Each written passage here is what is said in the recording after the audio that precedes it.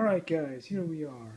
It took a long time to put together enough money and enough parts to have what we need to start on this Yokomo kit. And I want to open it up real quick to remind myself about this servo. Servo came from this remote over here, the TurboRix, which was given to me by Top Racing on eBay, and so thanks to them for helping me out with that.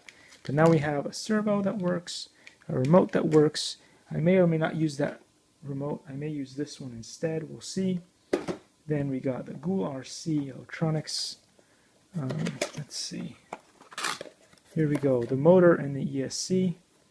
And so now all we need to do is start putting this together. As you've seen here, we've got the stickers. This came from the seller. So thanks for watching, and I'll see you in the next. Likey.